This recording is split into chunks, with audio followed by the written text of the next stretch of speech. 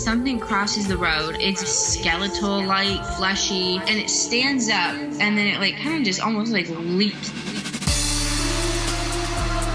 They look back and they see one. Clear as day. It walked 5 feet away from my audio recorder. We just saw a Bigfoot. Holy crap. I've been pinched, I've been tapped on the shoulder, I've had my name hollered, a hand came up underneath my left arm. I said, little son of a bitch tried to get me. That was the time that I decided you don't sleep inside that building. Did you see that? The cow cur, it's big, it's white, and it runs faster than any man could ever run. And he would lean out behind the tree. Listen, that's why we never go out. Because the booger will get you.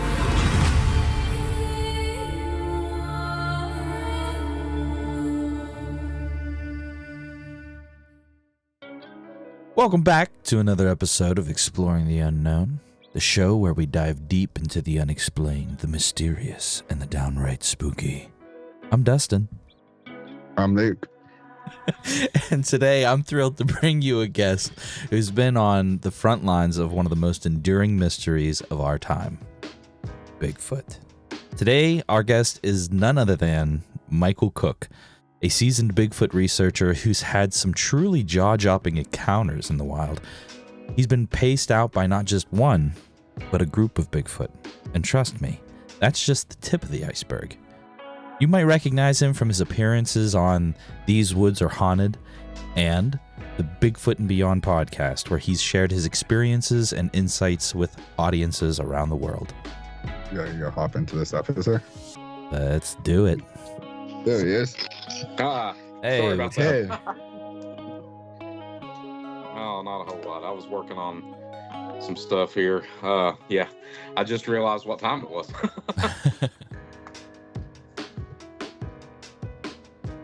No big deal. How have you been? Been awesome. Yeah. So I read your encounter. Heard your encounter on Bigfoot and Beyond, and we thought it'd be cool to talk to you about that. Okay. Which one? Both of them, if you don't mind. Okay. And I also saw your, I guess it'd be an interview on, or a story on These Woods Are Haunted. Yeah. I watched that this morning before we had you on. So what got you into the whole Bigfoot situation? I had an encounter when I was 16 years old when one rolled over, took a wrong step, it slipped, it tripped, it done something, but it came tumbling down a hill into a river in front of me while I was fishing. And that was in eastern Kentucky in 2016. Or I'm sorry, 2002. I looked at 2016 on a computer. I'm way older than that. I was 16 years old when this happened. So, yeah. I skipped school one day, went fishing on a riverbank in Harlan, Kentucky. And while I was fishing, it was mid-October. And I heard something walking along the ridge line, and next thing I know, it was tumbling down the hill into the river. And at first I thought it was a bear because all I saw was a ball of fur. And it rolled into the river. And I think subconsciously I knew then that it wasn't a bear. It stood up and it wiped its eyes out. And it made its way back across to the other side of the river and pulled itself up on with a tree branch and started drying itself off. And this whole incident happened for about 3 or 4 minutes, and it started to turn and walk back up the hill. And when it did, it stopped, and it realized that I was standing there, and it looked over its shoulder at me, and that's when we squared up. So we stood there for a moment without eye contact, and I guess it was trying to figure out what I was, and I was trying to figure out what it was. And it balled its fist up and let out 2 or 3 guttural screams. And I took off running to my car, got in, and after I composed myself, I headed home. It was about a year after that I come to terms with what I exactly saw, that it was, in fact, a Sasquatch. And, you know, people ask me over the years, you know, why did it take me so long? Because it wasn't supposed to be. You know, at that moment, that those things don't exist. And, you know, I tell everybody, up until that very second, Bigfoot did not exist. It was make-believe, it was a fairy tale. And I am a seeing is believing kind of person. But this this thing, it ultimately made me the person I am today. And it made me a more open-minded person. Mm-hmm. It made me a more accepting person. And I feel it's safe to say that Bigfoot made me a better person than what I would have been if that would have never happened. When you seeing this thing, how tall would you say it was? I was about 8 foot tall, good 400 pounds. Jeez, Oh wow, that's terrifying. Yeah, Luke and I's often talked about that moment whenever things change, you know, because like you said, up until a point, we're told that these things don't exist. It's a fairy tale. So in that moment of realization, like, how did you deal with that? Like, I don't know that I could come to terms with that. I feel like it would really break my reality. Well, people that have Bigfoot encounters, for the most part, they go through something that is very, very close to grief. Real close. They go through the 5 stages or the stages of dying. There's, you know, denial. I didn't see it. There is depression. I saw it. So am I crazy or am I seeing things? And bargaining. You know, okay, if I didn't see this, what was it? And at the end of the whole process, you come to acceptance, and you see that with a lot of Bigfoot encounterees, eyewitnesses and stuff. They go through PTSD with these encounters for the most part. I've met some people that have had these Bigfoot encounters, and it doesn't bother them like it bothers other people. Maybe it's something to do with the way they were raised or the way they were, you know, the way they think. But ultimately, I'd say probably 85 to 90% of all Bigfoot eyewitnesses go through this PTSD moment, these 5 stages of grief, until they're finally ready to accept that they have seen this thing and that they do exist, and there's things that we can't explain as humans. And that's the thing, you know. I use this. I borrowed this from Men in Black, the first Men in Black ever out, and I say this at the end of my presentations now. You know, 1,500 years ago, everyone on Earth knew the Earth was the center of the universe, and 500 years ago, everyone knew that the Earth was flat, and 22 years ago, I knew there was no such thing as Bigfoot. Imagine what we'll know tomorrow, next week, next year. So as humans, we are predisposed to be, well, not predisposed. We are under the preconceived notion that we are the most intelligent animals on Earth. And time and time again, that has been proven wrong. We are the most logical animals. We are the most utilizing animals on Earth.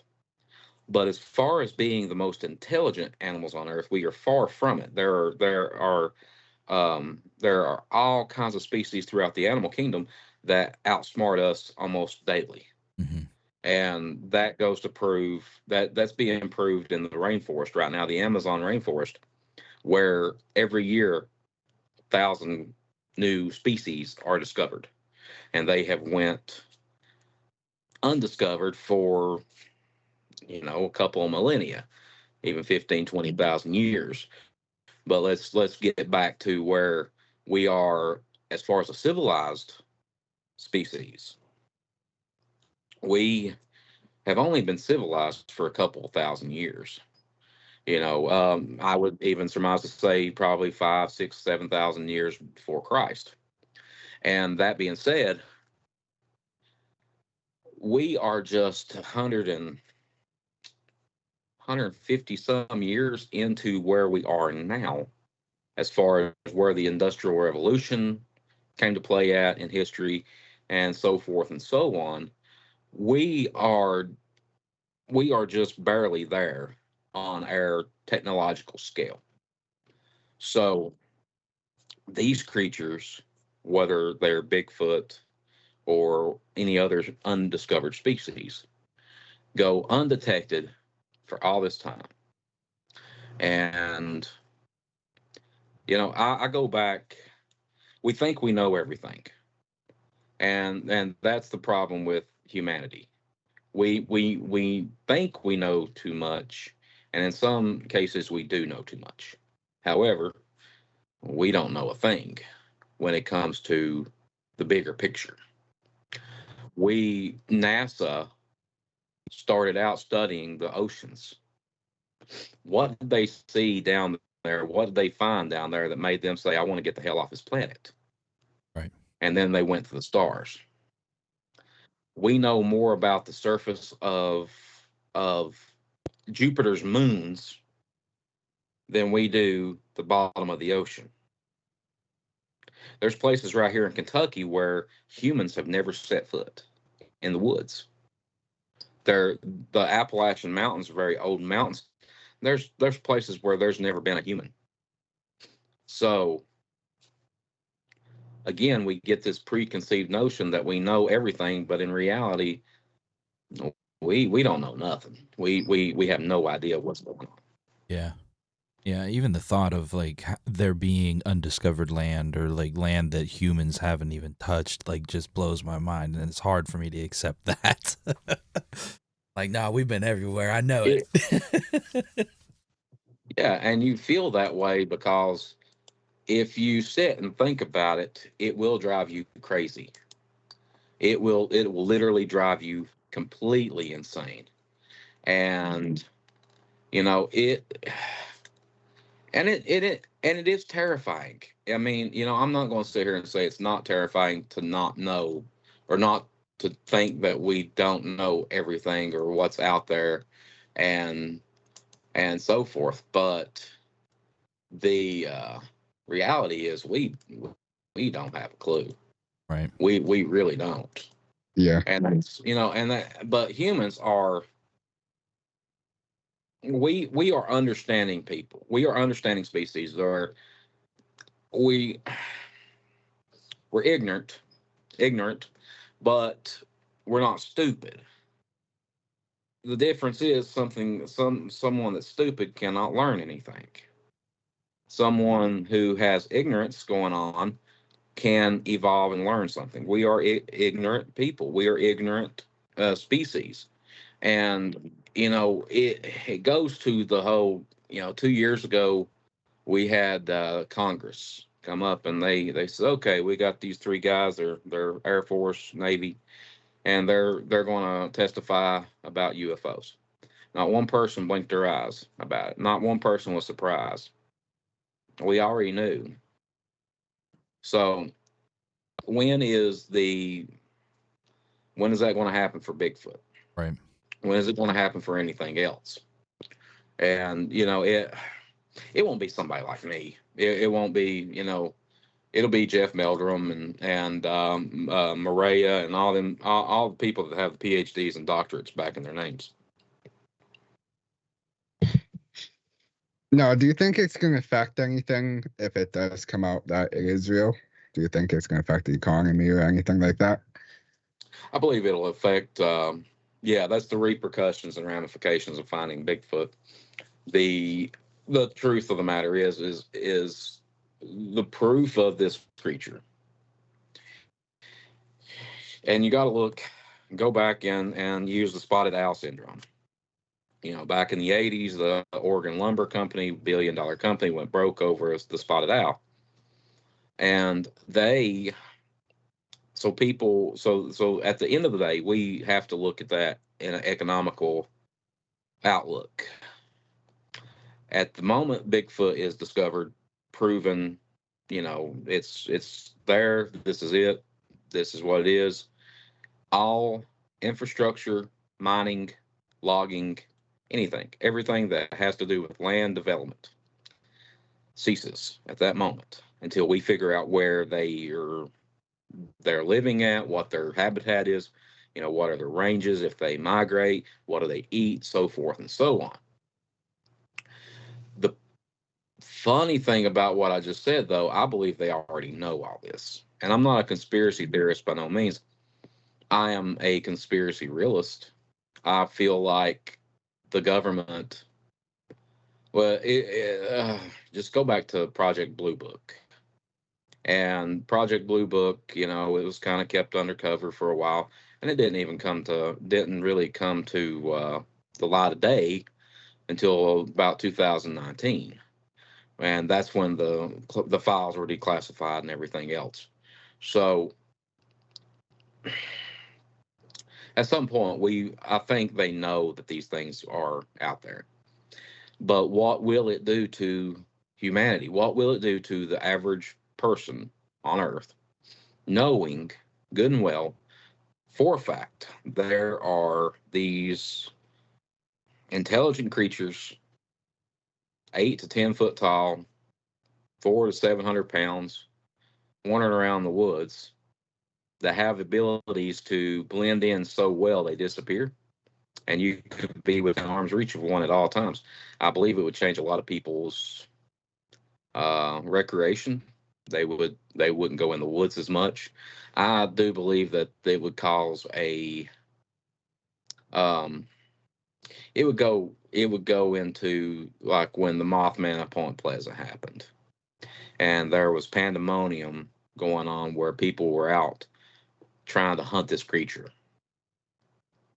And I believe that'd be a very real possibility with Bigfoot. And there have been hunters come forth over the years and say that they have actually killed one or shot one or wounded one or whatever, but the proof has never been there. And, what did they shoot is my biggest question. If they didn't shoot a Bigfoot, what did they shoot? And I'm not for sure if these things could even be killed with what we have. I mean, I've heard some pretty far out stories, but one of them was told by Stan Gordon about a lady who shot one with a shotgun, point blank range, and it turned into a ball of light. Oh, wow. So if these creatures have that, that ability, then we're not killing them. We're not killing not one, not two. We're not killing any of them. Right. Period. So. You said that your encounter lasted like 3 to 4 minutes, right? Yes. Whenever all this was going on, you were seeing this happening. Did you think, like, did it feel more human than it did animal? Or, I mean, well, you're talking about something that happened 22 years ago, but what I can remember, there was nothing but fear. There was nothing but a lot of trying to rationalize. There was a lot of rationalization trying to take place. Like, what am I looking at? What am I seeing? And the fear hit when it screamed. And when it let out those guttural screams, that's when I knew it was going to jump across the river, and it's going to come grab me, and that was going to be it. But if you fast forward to the encounters after the first encounter, the next encounter happened.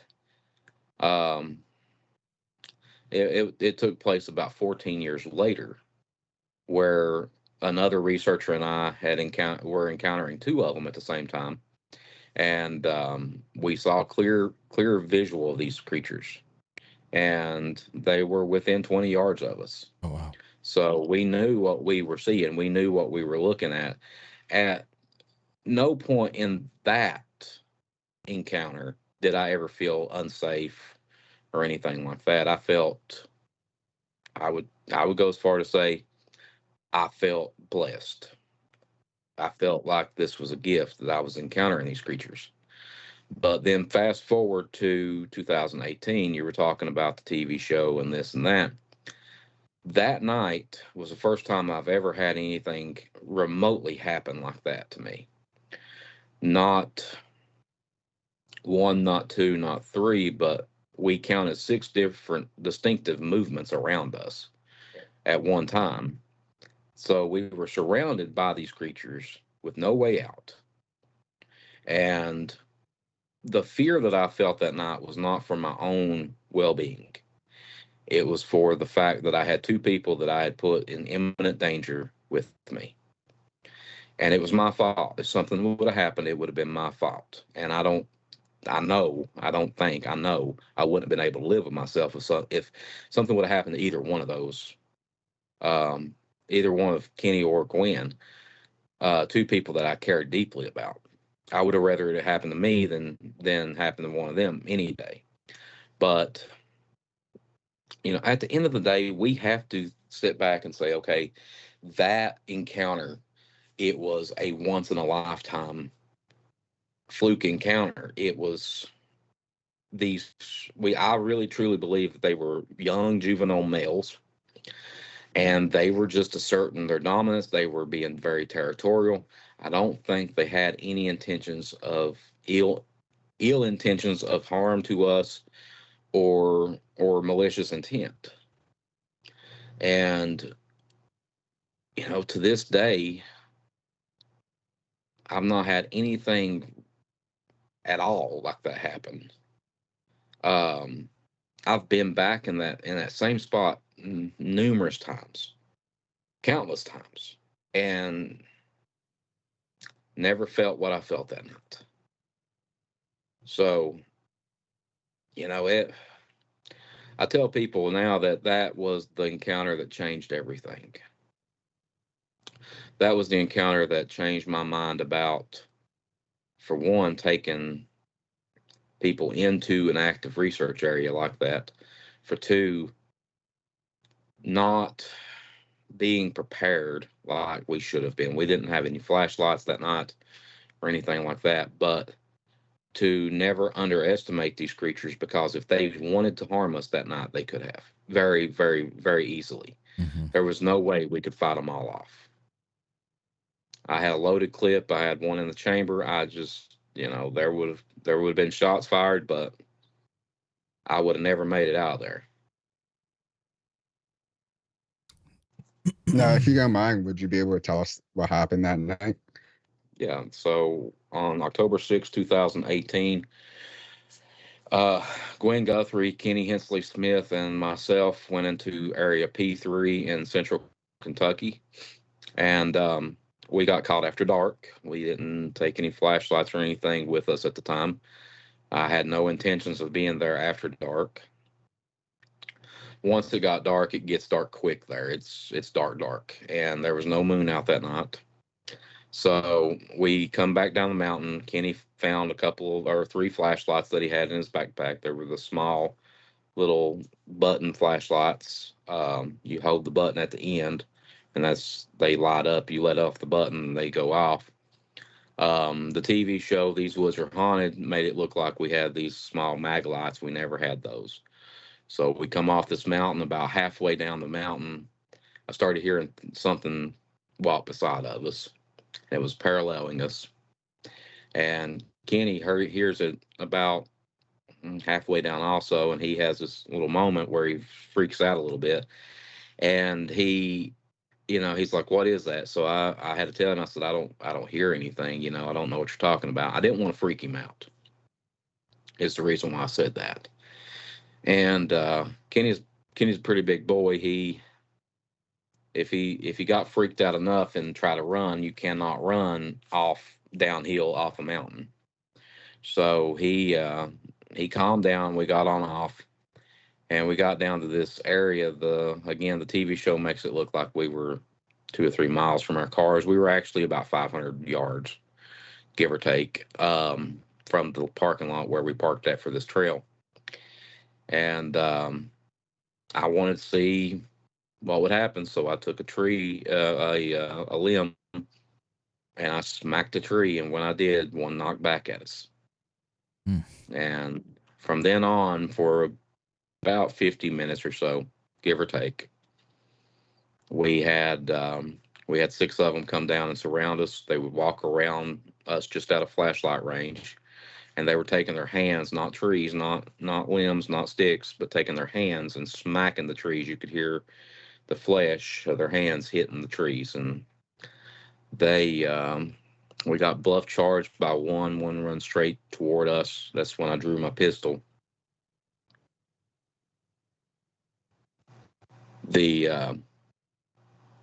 At the same time, Kenny and I were hearing samurai chatter, what people say is samurai chatter.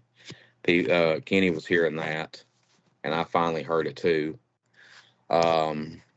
Kenny, to this day, I assumed Kenny still says, it sounded demonic to him, but Kenny had never been around anything like that. So, anything out of the norm for anyone is going to sound like that. And, we got out of there. We were able to make it down, and we had these softball-sized rocks thrown at us from way up high on the ridge. And then they started vocalizing. They started doing whoops all the way up the ridge line. And the kicker about this whole ordeal is that we had it on video. We had every bit of it on video. We were recording the whole time, and that the moment where everything ceased and everything stopped, Gwen went to save the video and all this, and the phone glitched, and we'd had problems out of phones and batteries and everything else that whole day. And it glitched, and we lost everything but the first 9 minutes of the night. And I can't explain it. I won't try to explain it. I refuse to try to explain it now, because it just aggravates me and pisses me off more than it does anything. Mm-hmm. But I guess it was one of those things where, keep this guy humble. And that goes back to what I first said, that these creatures have made me a better person. And if we would have been able to save that and get it out in the public, then it probably would have made me a different person. So today, I'm a better person because of it. I'm still a little bit jaded and pissed, but it is what it is. Just some amazing encounters. What kind of advice might you have for people that are just looking to get into Bigfoot research? The best advice I can give anyone that's trying to get started would probably be learn to be humble. Make sure your skin is as thick as a rhino. You got to have thick skin for this stuff. People that are in this for years, they feel not, I'm not one of these people, but I can speak for them. People that are in this for years feel like they are, they know more, and in some cases they do, and they will blast you on social media or in your face. Most people don't do the face to face thing, and that's where we've gotten away, where people have gotten away with a lot in the last several years. They hide behind the computer screen, and when they see you face to face, they tuck tail and run the other way. And I'm one of these guys. If you say something to me on social media or whatever, and I see you out, I'm gonna ask you about it. Why don't you say it to my face right now? Mm-hmm. So I'm no small dude, and I don't take anything from no one anymore.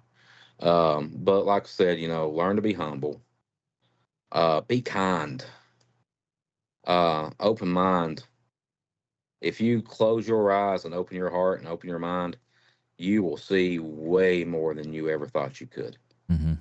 And that has a lot to do with your encounter too.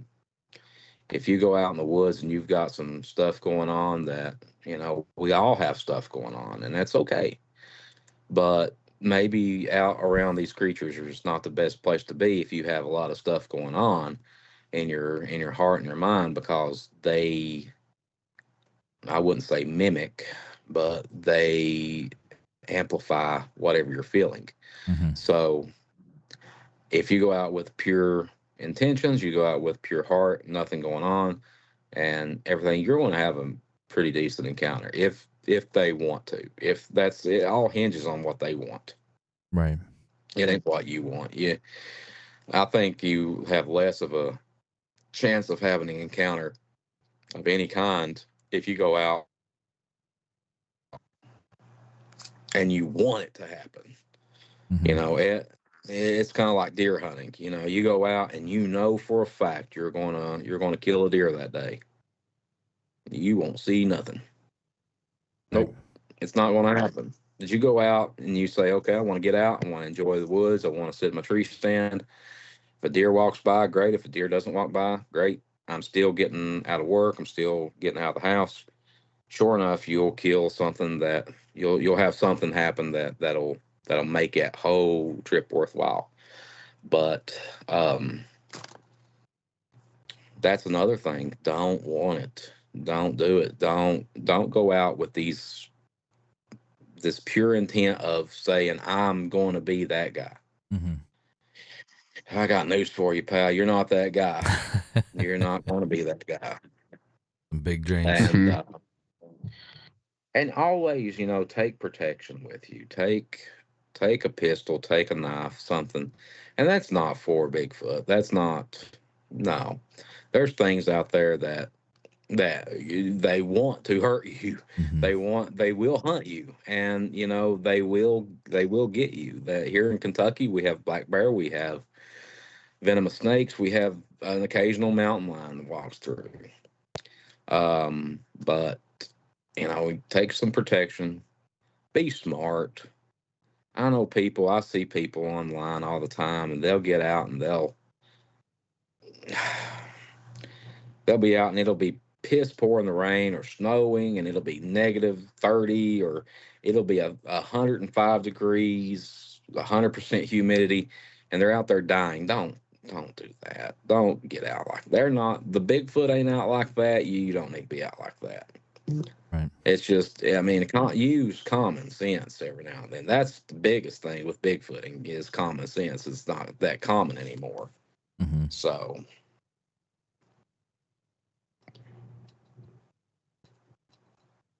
Now, what do you think these things are? Do you think they're flesh and blood, or do you think there's something different?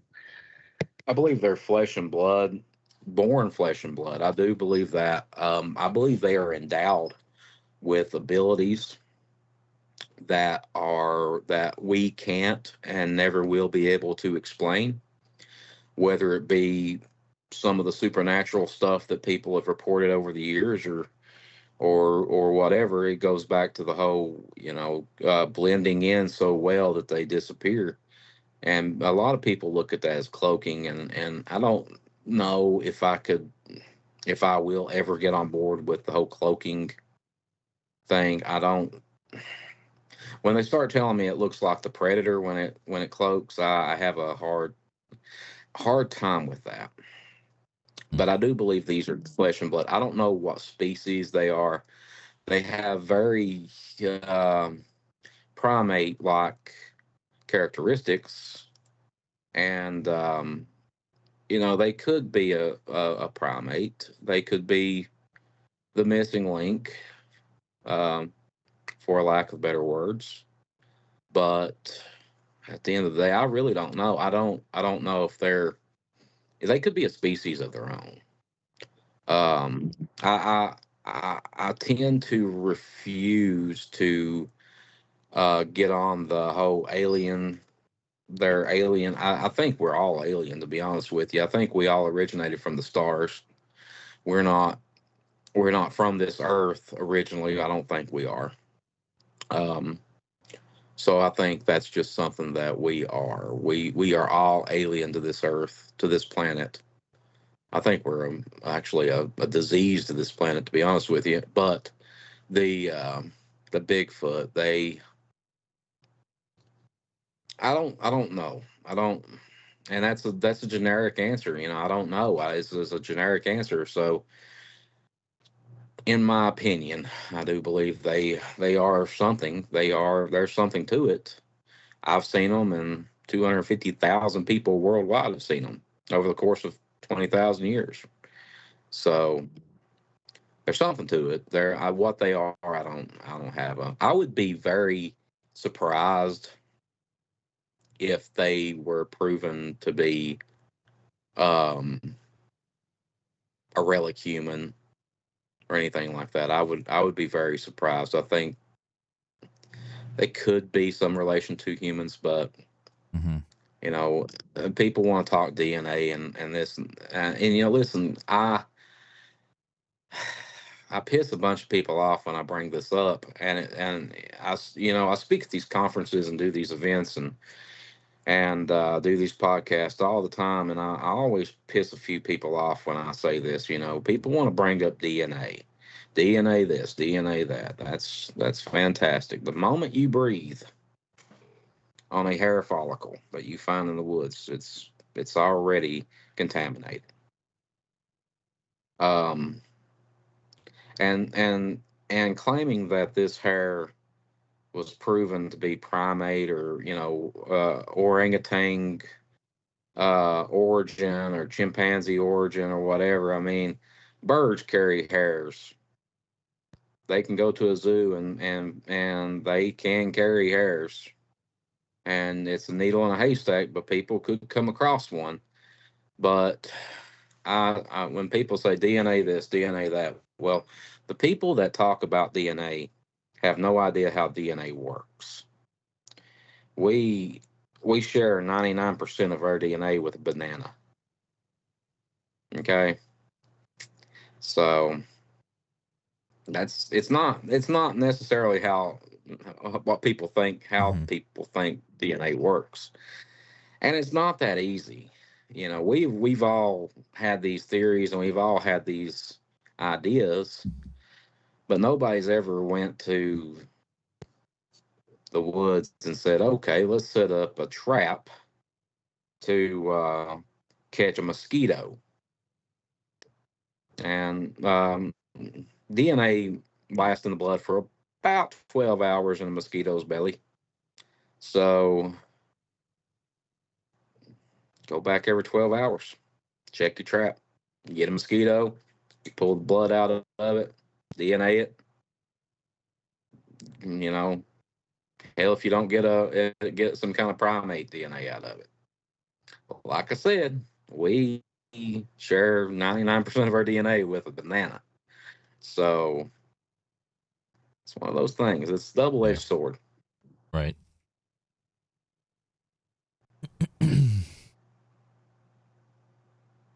We've seen you also have some like barbecue sauces and stuff like that too, right? Yeah, I own a barbecue sauce company. It's called Sasquatch, and we have several different flavors out now. We have the straight bourbon, the black cherry, Yeah, honey. sounds good. We have blackberry heat and peach heat. It's a spicy version of these barbecue sauces, and then we have apple pie moonshine, and I have several others that I bring out every now and then just for seasonal purposes or special events or what have you. I also do. I do a special sauce for the Got Knockers organization Oh, out of okay. Pennsylvania. They have a hot sauce and they have a barbecue sauce. The knocked out sauce is their barbecue sauce, and knocked up is the hot sauce. And I make both of those for those for that company. And then we have a food truck that's for current. If anybody watches this and wants to be an investor, I'm all for it. We have a food truck concept, and we'll be calling it Sasquatch as well, Sasquatch Barbecue. And I got all kinds of stuff going on, guys. It's crazy. Like when I lay it out to people, they're like, "Well, how do you have time to do anything?" And the short answer to that is I don't. I have to make that time. I have to literally take time and make it, and it's something I don't have enough of, unfortunately. But I have a new TV show that's getting. We start filming in February or March, I believe, and then I'm voicing a cartoon character on a new TV show for Discovery Kids. Oh, wow. So that starts at the end of October. And I have a book coming out, The Bigfoot Out of the Woods, and I have I'll announce it on here, but I have a children's book series coming out also. Oh, wow. And it deals, these books will deal with adversity and being different and overcoming obstacles and adversity, and it all takes place in the woods, with Bigfoot being the key character of it all.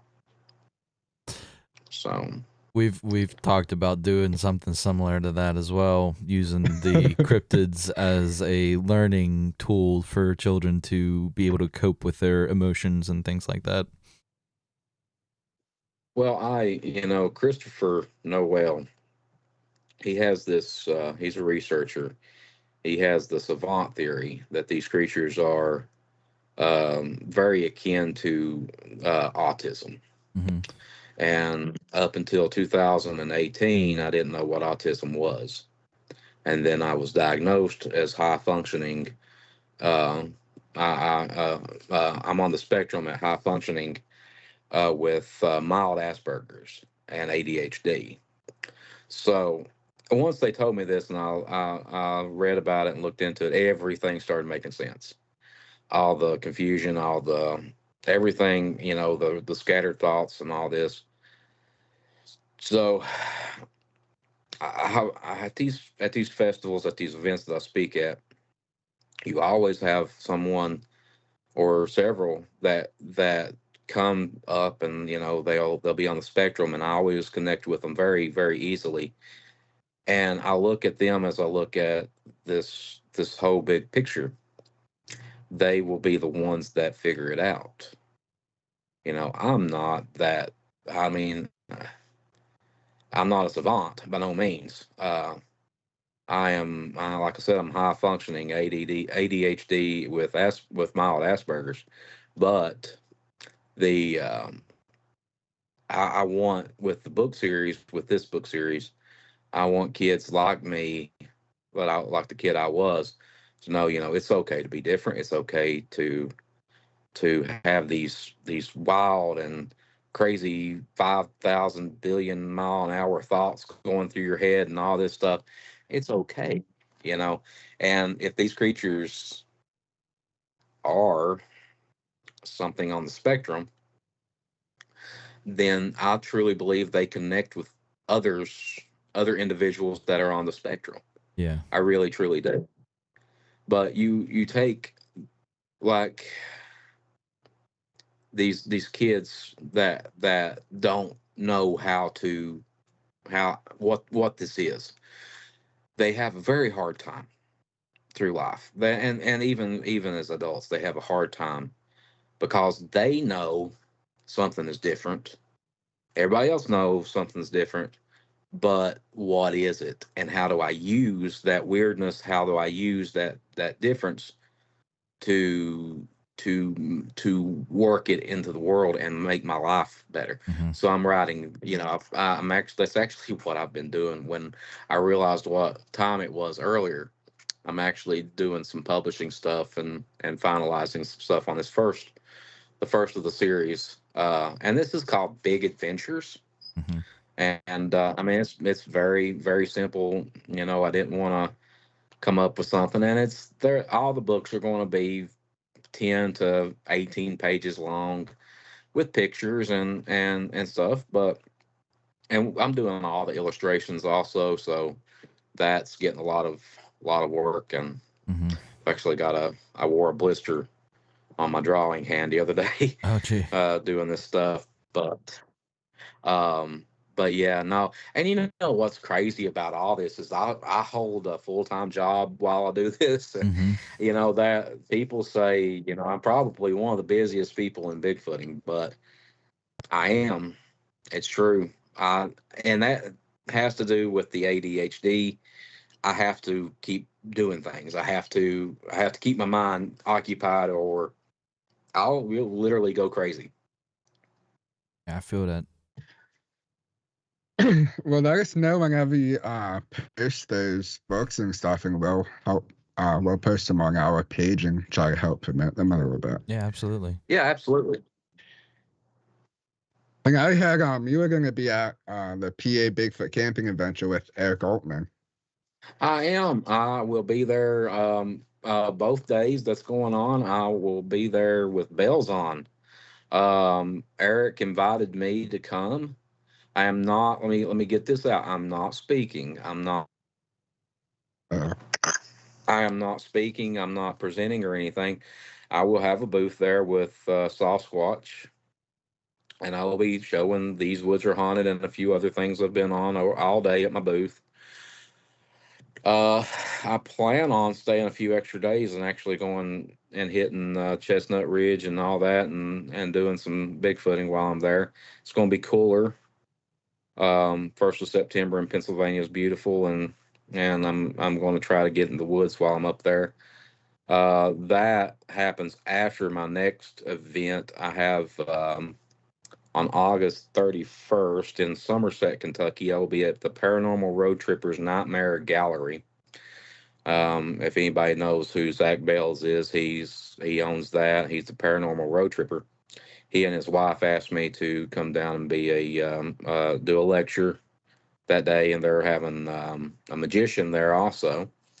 And I'm more excited about the magician than anything. So I love magic. I really am. Like I love magic. I do. I love it. It's just great.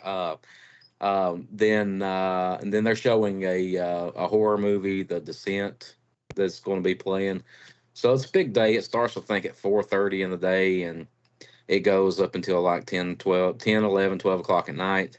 I'm speaking at 7:30, and I'll stick around for a little bit, but I promise you I won't be there at midnight. But that happens on August 31st. Then Eric Altman's Pennsylvania Bigfoot camping adventure happens the September 6th and 5th. 7th. Okay, 6th and 7th, yeah. Yeah, so I'll be there, and then October, I will be in South Carolina at the South Carolina Bigfoot Festival in Westminster, South Carolina. That's in the northwest part of South Carolina. I will be there for several days, actually. I get done with that. Then I'm spending about 2 weeks in the woods in Northern California. Yeah, I'm flying into Oregon just after the South Carolina deal. And I'm going out to see Cliff and Bobo for a few days, and then I'm heading to Bluff Creek. I'm going to hang out with the guys from the Bluff Creek Project. Oh, that's cool. And do some stuff with them. And then back to Kentucky at the end of that month and start doing this crazy voice character for Bigfoot and Friends. And then start getting ready for February or March to get back out in the woods and show some people what the next generation of Bigfooters look like. Good God, you are a busy man. We'll also be, yeah, right. And I got kids. Wow. Yeah. We'll be at the PA Bigfoot camping adventure. We'll be set up there as well. Okay, yeah, just find me. And if you by chance, if you tell people you heard me, or if you tell me you heard me on this show right here, I will give you I'll give you something from my booth. If you come up to me and you tell me you heard me with Luke and Dustin here, then I'll give you something from the booth. Oh, there you go.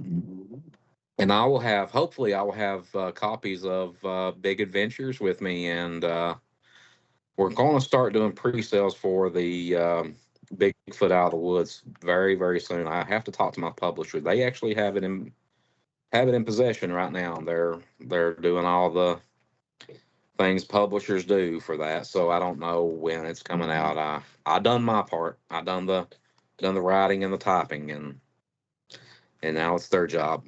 So if you ever need anything in the world of audio or music production, then let me know. That's kind of my forte aside from this podcasting thing. we might actually have to talk about that during the Pennsylvania thing. So, but yeah.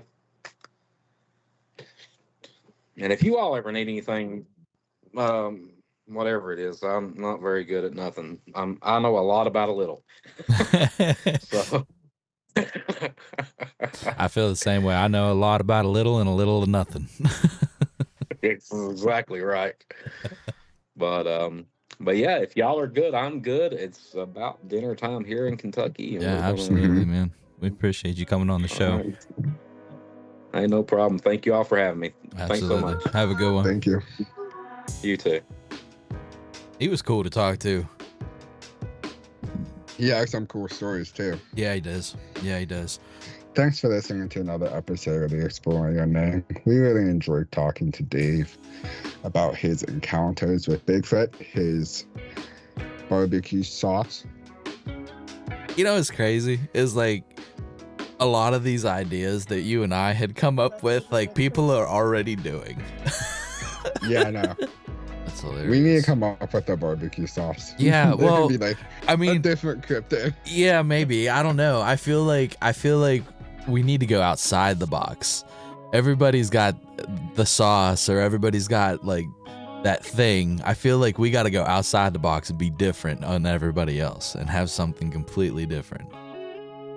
Like whiskey or beer or something. I mean, that's like a direction, definitely. I feel like we'd have to get some license for that, though. Yeah, no, for sure. Although, if we could find like a sponsor or something where somebody's like, yeah, we'll produce it, but you gotta promote it. Let's figure this out. Whoever's listening out there that is a beer maker with licensing and everything. No, that was good. Yeah. That was a good find. Yeah, absolutely. Go check out our website, exploringunknownpod.com. We have an encounter section there. If you have an encounter like to be on the podcast, type in encounter and there's a chance to be on a future episode. And the affiliate link. So we have an affiliate link in the description below the Ghost Stop. And you can buy ghost hunting equipment. And if you use the link below, it will help support the show. If you don't feel comfortable doing that, go to our Cash App and PayPal. And in the text box below, type in a would you rather question, and we will explore that on a future episode. And PA Bigfoot Camping Adventure, September 6th and 7th in Farmington, PA. We will be there selling merch, recording podcasts, and scheduling podcasts in the future. Go check out our YouTube, subscribe, and hit the like button, and share our videos. And that's all for the podcast mentions. Perfect. You know, I should write them down. I don't have any of that stuff written down. I'm very glad that you do. We don't have a whole lot going on, and like I was just thinking about this the other day. I don't know that we really promoted the Greene County Historical Museum investigation a whole lot. And then we just kind of came out and was like, oh yeah, we're going to post the Greene County investigation soon. Yeah, no, we can promote that at all. We can like get people hyped up or nothing for that. Yeah, no, we're so good at this. We've only been doing it for a year. We're still new, basically. We'll get there. You know, I feel like we don't put enough effort into like trying to promote ourselves. I feel like we do a really good job at getting the content together, but whenever it comes to like pushing the word out, we kind of like fall off. Oh no, I definitely agree. We need to start trying to do that more. Like even you stopped making shorts and stuff like that. We need to try to start doing that again. Yeah, I know. That got people's attention and stuff like that. It did. We had some momentum with the shorts. We'll have to get back into it. Mm-hmm. But are you ready for this? Would you rather? I am. Let's do it. Okay. Would you rather come face to face with an aggressive Bigfoot in the dead of night, deep in the forest, with only a flashlight and a stick to defend yourself, or be relentlessly pursued by a group of Bigfoot across a fog-covered mountain ridge, knowing they're just one step behind you, but never quite catching up? All right. Well, the first one, he's aggressive. And I'm face to face with this thing with only a stick. Mm-hmm. The second one, there's multiple of them, but you never said they were aggressive. You just said they were around. So they could just be like checking out what's going on and not really doing anything harmful. Mm-hmm. So if that's the case, I'm going with the second one. But would you know that they're not being aggressive, or would you just assume that it just hasn't happened yet? Well, if they haven't been aggressive yet, then I think I'd be okay with that. But once all 6 of them start getting aggressive, however many you say, then that's when things are going to be different. Yeah. But you never said that one. I could have a weapon with me. I could have I can have more equipment with me. But the first one, all you said was a stick and a flashlight. True. Okay. I guess. What ifs? I'm breaking it down. Yeah. We need some of our viewers to submit some of these, because the ChatGPT likes to repeat it, and then it also likes to like give us I just got a message. And it also likes to give us very generic, like would you rather be hunting Bigfoot or would you rather be a paranormal investigator? It's like, no, like give us something more. Give us more. Yeah. I think that's all I have to say. Yeah, I don't have anything else for this. All right. Until next time, keep exploring the unknown. See ya. See ya.